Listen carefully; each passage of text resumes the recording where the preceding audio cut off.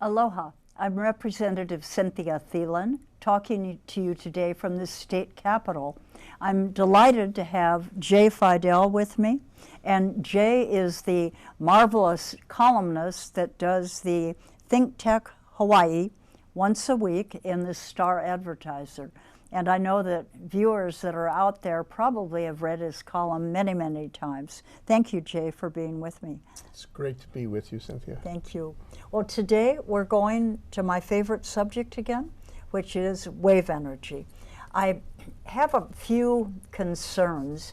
We recently had an event here that was kind of the Renewable Energy Forum. University of Hawaii is one of the leaders in that. And they came to the Capitol, but unfortunately didn't talk about wave energy at all. They were talking about solar, photovoltaic, kind of the old traditional mix of things. And yet we have a military base in Hawaii, Marine Corps Base Hawaii, that has taken the lead and is actually putting in a wave hub, and the first wave energy converter will be deployed to that wave hub in May. So it seems to me, here we are in the beginning of the legislative session, and yet that just wasn't addressed at all by the group. I'm not sure if you were on the steering committee of that or if you had any input. Oh, I did. You're talking about the Hawaii Energy Policy Forum Right. briefing last Thursday. Right. I did, but I don't think it excluded wave energy, and I think wave energy is actually alive and well. What wave energy needs is to get into the mix, and I'm sure the Hawaiian Electric people will be happy to, have a response to RFP from a wave energy entrepreneurial group. It's just that the group has to be formed. True. And it has to articulate, its technology. It has to sell its technology. It has to raise money for its technology. But I don't think that it's off the table at all. I think it's on the table. Well, that's encouraging, because I think in our previous years doing this show, it was maybe sort of like, oh, well, it's way, way out there in the future. And I'm glad to hear you say it's on the table and alive and well. But the test is, is there an entrepreneur who's willing to take the risk? Yes, is there and an there investor is. willing to take the risk? Yes. Let him step forward, or her. Yes, and actually that's very encouraging to hear you say. The Marine Base is putting together a wave energy test center, and they call it the WETS. And the WETS is going to be accepting, they've already reached an agreement with a New Zealand wave energy converter company, and they have a system called WET-NZ. That is going to be moving from Oregon and coming over to Hawaii, and it will be deployed in May. So the first berth in the military's wave hub is going to be filled. They have either 2 or 3 other berths that are further offshore. And that's where they've put out the request internationally. International companies came to the base to learn about it, and those things are in the works moving ahead. I think it's great that the military, gives it a warm, nurturing environment to do this work. And the state should do the same. The state should make every effort to accept, encourage, incentivize all kinds of new energy process. And after all, we're in an island state with water all around us. Well, what and that's greater resource? I know. I'm so glad that you said that, because Hawaii is known as the second best wave climate in the world, and the first at Tierra del Fuego. I think we've discussed that before. But here we are with a wave climate that the U.S. Department of Energy has recently assessed at having far more power than anyone anticipated. So in their assessment, their federally funded assessment, they've concluded that each island, with the exception of Oahu, could provide 100% of its energy needs from wave energy. Oahu could only do 80%. But I'll take a technology that can do 80% any day it's a environmentally sensitive and constant source. It's really important to get into the competition. I use the word competition advisedly, but the fact is that solar is it has such a large share of the market because it has been working at that. Right. And of course, with the incentives of tax credits, that helps. The same thing with wind. So this is another great possibility. It's a natural for Hawaii. Only thing is, it's got to get in there. It's got to, get into the game, so to speak. Well, and I like that approach, but I'll tell you what concerns me more. Oregon's done it in a different way, and Oregon is way ahead of us. They're going to have a commercial wave array. It's going to be commercial stage. They'll be the first in the nation, and it's because their leadership, their governor, their administration, their university even, has become very active in promoting wave. They have 2 wave tanks at, I believe it's Oregon State University. And you just look at that and you think, what are we doing here at UH, which is pretty negligible, and then why aren't we having leadership from the 5th floor in the Capitol, former administration as well as this one, acting like Oregon is? Because it's amazing. I mean, Oregon is going to be second to EMEC in Scotland. Scotland has a very robust renewable energy goal of 100% renewable energy within a foreseeable future. They're 33% there, which is amazing. And wave energy is a major thing, a major player. EMEC is a commercial wave hub and wave array where companies now are lined up 5 years out to do their testing of their commercial devices. Oregon took the lead and said, we're going to do the same thing. They are, and you think of the job creation, these aren't low-paying jobs. These are technical jobs and high-paying jobs. Oregon is going to be the second commercial wave array in the world. And here's Hawaii out in a better wave climate, and we don't have the leadership. Yeah, we have, and we probably, don't have a business environment that makes it easy for that entrepreneur to come here and start something up. And this goes not only to wave action, but also wave energy, but also goes to OTEC and other relatively new and high-tech methodologies.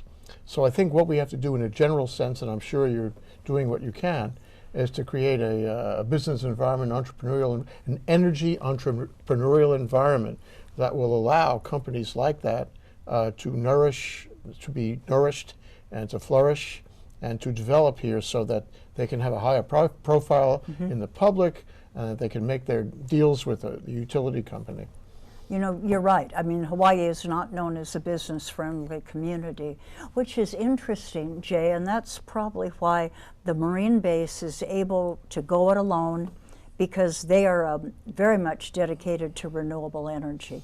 They want to be off the grid out there in Kaneohe within the foreseeable 3, 4, 5 years. Yeah, you remember Robert Rice? Yes, I do. Colonel over at Kaneohe, yes. A wonderful man, really. Yes. And a wonderful man for clean energy. And I remember asking him one time, you're terrific. You could be a leader in any context.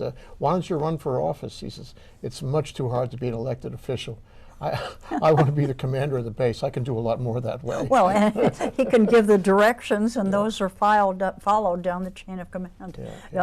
No, he was wonderful. And we still have the same kind of leadership at Marine Corps Base Hawaii and Kaneohe, very dedicated to the renewable energy. But it shows They're you something. estimating, Jay, I remember I did a speech one time in front of a group in which you're involved, and I had my very costly Hawaiian Electric bill, which was like about this size, and I remember that speech. Total amount. Yeah, sure, and I tore. It's very dramatic. I know. I tore 1/3 of that off and said, if we had wave energy, that's what we could get rid of on our utility bill. The base is estimating, I don't know, around 13 cents a kilowatt hour, and right now we're paying almost 33 cents a kilowatt hour. Yes. So this you're would change talking, things. actually it would take 2/3 off of the bill. Yeah, you ripped in the wrong place. I did. No one volunteered to pay it either.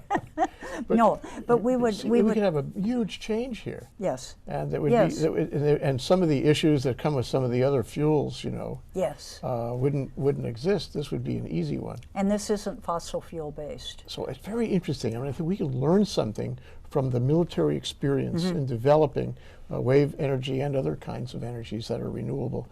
We can learn how they create that nurturing environment. And the colonel says, you can do it here. And no necessary for permits or anything. Start tomorrow. And they do, and that's what they do. Yeah. And that's, well, they do go through the environmental requirements, and they do that fine. And they've already gone through that for this one that's being Good. deployed in May. It's not going in until May because of the, the wave climate, and they need to have sort of a period of a little bit of, I guess, rather calm seas, and then it'll go in then. But I worked with the former administration. I've discussed it a little bit with this one about why don't we have wave energy zones that are pre-selected, not in a marine mammal. Programmatic EIS, too. Yes, yes. So it's real easy to start up. Yeah, Exactly. That's a great idea. Now, if government wanted to go ahead and help wave energy, they'd do that. Yeah. They don't need the developer there. What they need is to say, okay, this is an area that is going to work. It won't be in a marine mammal sanctuary. It won't be Sure. anywhere near surfing spots or anything of that sort. We'll designate it. Then we'll do it in the environmental impact review. We will include all of the viable technology. So then your developers can come and slot into that area. Yeah. Now, if we had a government and leadership in this state government before and now, we would go ahead with that. Who should do it? The government, If you were governor, and who knows, but if you were governor, what would you do? I would say we're not going with liquefied natural gas, which is fossil fuel based. We're going to take the money that was spent on that and the administration's focus, and we're going to go into setting up wave zones on each island. How would you, legally, administratively, how would you set that up? How would you, prepare that soft landing for entrepreneurs? By doing what they're doing for LNG and by doing what they did for the cable. The same thing, saying cable is off the table, we don't need it. Each island has the power to provide the electricity for itself, and we would do it the same way. I mean, the governor has huge power and huge resources at her or his disposal.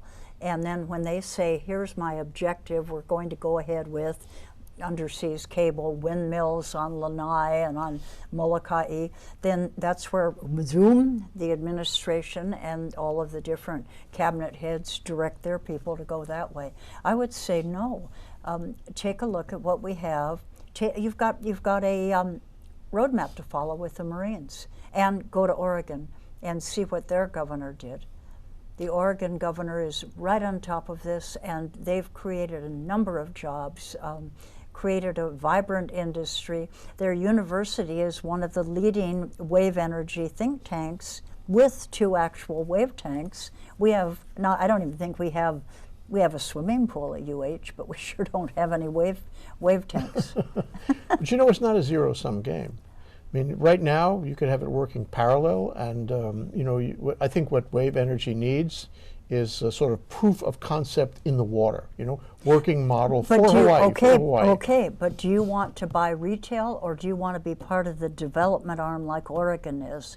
I mean, Oregon didn't say you need to show me this, that, and the other. I've had government officials sit across the table from me and say, no, we need to see that it's working, and we want to buy, in essence, buy retail. I don't. I want to be creating the industry right here. And the best practices and the best way to derive most energy most efficiently from this particular technology. Sure. Well, and we should become experts. Yes, yeah. And we should be, the University of Hawaii should be leading us. The difficulty is we're not going to end up with one wave energy design, because our wave climates are so different. Some of them, the limpet system in Scotland has been commercial for 10 years. It's shore-based. And I had a constituent come to see me to tell me he walked on this dirt road on the island out to, no one around, nothing, walked out to see the wave energy device at the end of the dirt road on the shore-based area, working away, just doing wonderfully, surviving huge storms and doing very well. And he was going, well, we have areas in Hawaii where this same kind of technology could work. So I contacted WaveGen, which was the one that had created that. They came out to meet former administration with Department of Transportation, had some good talks, but then it kind of got set on the sideline. So then the international company called Voith Siemens, and Siemens— That's part of Siemens, German company. Yes, it is, and a huge company. They took a look at the technology and they bought WaveGen, and now it's part of their array of what they're doing with renewable energy. That's the kind of approach we should take. Well, We should take all comers, we should become experts in making them work best here, and we should ultimately teach the world I know. how to best do this. I know. And I agree with you that it's a natural to try this one. I know. What about you know, the problem of corrosion, the problem of having seawater undermine the integrity of the equipment? That was a problem before. Is it resolved? There are some, well, yes, and there are some systems that aren't in the water, like Ocean Links. Its device is all above. And in fact, I've just been in touch with Dr. Tom Dennis, who did one of these shows with me a number of years ago. And he has said their system is good. They're just trying to work with Hawaiian Electric to make things move ahead. And there have been some difficulties about who pays for the cable from the device to the shore, and they're kind of hung up in that area right there. That's a predictable issue, though. Yes. You know, it's an expense, falls in the middle. Yes. We haven't had the experience before. We have to invent a system. I know. And then you have to say, well, should the ratepayer pay for that when it's a new technology? And then evidently Public Utilities Commission decided, well, it's new, so no. They shouldn't, because how does it benefit the ratepayer? Well, it benefits the ratepayer by getting the device in operation that ultimately is going to provide power for less per kilowatt hour, and it will also test that device and let others expand and to be able to add more of those devices. So it's more like, if we don't have it already and if we don't know about it, then no. You can't do it. And that is so Hawaii, that newcomers might come to the state to say, we have a great way of doing something, this will save you money, let's at least look at it. And the system usually goes, no, we're not going to go outside the little known box that we know. Yeah, I agree with you. I think that's a really major point. It's a major point about this technology and about many other things in energy. That we have got to say, we are going to do this. Darn the torpedoes. I love it. No, wait, yeah, we are moving ahead. Actually, it was damn the torpedoes, full speed ahead. Yes. Admiral Farragut? Or, yes. Yes. Yes. And you heard it here. Channel 54. I may have the name of the admiral wrong, but I can remember that. I mean, that's a great attitude. We're going to do it. Yeah, and Oregon in spades has that attitude. So, but if issues like, for example, who pays exactly, you know, for the cost of the cable, let's just do it. Yeah. Let's not get hung up on things like that. Because when you put an obstacle where the company can't really go forward, then basically you're saying we're not going to try anything new like this. Yeah. In Florida, they've done some estimates of what the cost of the power will be with wave energy converters, and they're coming in with single digit.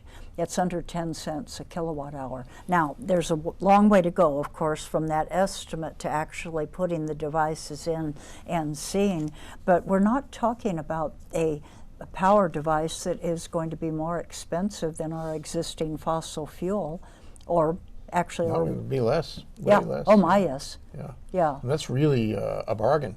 Well, it is, and it, you know, I don't know whether part of the problem is that we have a monopoly utility rather than having competition in the public sector, and the problem is the monopoly utility gets all the money from the ratepayer. It doesn't go to fund other kind of competing projects. So the system itself may need to be re-looked at. Well, I'm sure everything is up for grabs these days. One question comes to my mind is that, you know, For the utility, firm versus non-firm, dispatchable versus non-dispatchable is always going to be a big consideration. So we know in solar, you know, it's not always firm. In fact, we know it's not firm at night. It doesn't exist at night. And for wind, it's up and down. You can't call it firm on certain times of day. And who knows what happens to the wind. What about ocean energy? You're so good to ask that. I'm so glad you did, because wave is considered a firm power, meaning that the utility with absolute certainty will know what's happening. 90 to 92% of the time, the wave climate is sufficient to provide the power. That other 8% of the time, NOAA forecasts will let the utility know usually 24 to 48 hours out if it is going to drop, if there will be a problem. And I've had a top executive at Hawaiian Electric say, yes, Cynthia, wave is firm. So no, I know. I mean, that was a major thing. Yeah. That only took me like, 5 years. You got to your benchmark. But what about storage? agreeing. Does wave energy need storage? In other words, when you get the cable and you've got the energy, does have to, in the way it's working in Oregon and otherwise, you need a storage system in order to produce power that's acceptable to the local utility? They have a converter, and I'm not being an engineer, I can't really describe that, but that's already in place, because that little small test project, Ocean Power Technology, the little buoy out there, that would sent power into the grid already on the Marine base. Interesting thing, that's the base where President Obama body surfs and takes his family. The one on the Marine base where that little Ocean Power Technology buoy was located.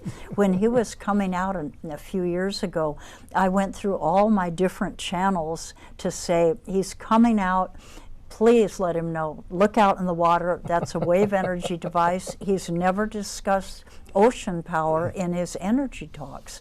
So I went that route, and then I was invited back to the White House to meet with Secretary of Agriculture on energy issues in the Roosevelt Room. And so I made the same pitch. He talked to me about biofuels. I said, wait a minute, and talked to him about wave energy in Hawaii. And I said, let the president know we've got ocean power right in his home state. Next speech, about a month or so later, he added ocean power to Very his. Nice. Oh, it was wonderful. Very and nice. I got emails from all over the country saying, great. You need an ongoing campaign, though. You need an ongoing campaign with him, but also with us. Well, with and the state. thing is, they don't have lobbyists like the wind companies do and like the solar companies do. There's no lobbyists. These guys, some of them started out like a Bill Gates, in their garage or in their swimming pool or in their bathtub. Sure. And they started out inventing these things. Kind of like, was it Gyro Gear Loose or something, some comic from, oh, I know, from way back. Yeah. And they started out like that. So and the companies can be rather small until they're bought by like Voice Siemens. And they develop the devices, but it's done by struggle, and then working with universities, getting partnerships, and then you end up with your Scandinavian utility companies buying into these wave energy companies and actually helping with the development. But over here, I mean, Ocean Links isn't a multi-conglomerate, it's a small company. Australian company. Yeah. But we don't have the sort of the environment and the help in Hawaii. They had a project going off Maui, but that's the one that there's a debate about who pays for the cable from the device to the shore. But it's ready to go. Well, it seems to me that public awareness, and that's why I'm sure you're doing this kind of discussion, and it should be done. Public awareness is very important because the public somehow, it's, I'm sure you'll agree as a legislator, it's not so much the public knows, but that the legislators perceive that the public know. So they put themselves in the skin of the public and try to figure out what the public wants. And so, in this case, I think it requires, and you're doing a great job at that, it requires that the public be aware of this technology. And what happens in Oregon is really important. What happens with Siemens is really important. Oh, yes. That the people of Hawaii should know, therefore that the government would know indirectly. And the Energy Forum should have at least a little bit of a segment on, well, next year it would be very, very offensive if they did not, because the wave system will be in the water off Kaneohe, and then to ignore that source of power, that renewable energy, would be very offensive. So, and I would like to see our universities step up. Yeah. I forwarded the email about Oregon's recent summary about where they are and what they're doing, and I forwarded that to Marcy Greenwood and said, you know, this almost makes me want to cry, to say, why are we so far behind? Response? No, not yet. But you know, I mean, she probably gets, what, 3,000 emails a day? Not from people like you, Cynthia. Well, mine didn't come on a surfing wave or with a blink blink. But you know, I would be happy to come with cameras and look at the military installation. Oh, I this would really would be curious wonderful. about it, and I'd really like to see it. And maybe, you know, if you have time, we can go together. Oh, that would be and wonderful. we can make something the public can see. Yes, and I think once they can see it, once they can touch it, that's going to make it, well, they can't touch it, but they can see it, it's going to make a difference. And the main thing is, what I'm hoping is that they will have an interpretive shack, little something or other, where people can go and they can actually look on the screen the amount of power that is coming in. The other thing is that, you know, it just occurred to me that the ocean for Hawaii is like breathing. You know, it is in our blood, in our veins. And, you know, we understand the ocean. We do. It's a and Jay, beat. you know It's a what we're rhythm. going to have to do? We have all of 32 seconds left, and that's going to lead us into a second show, Okay. because that is so true and so wonderful.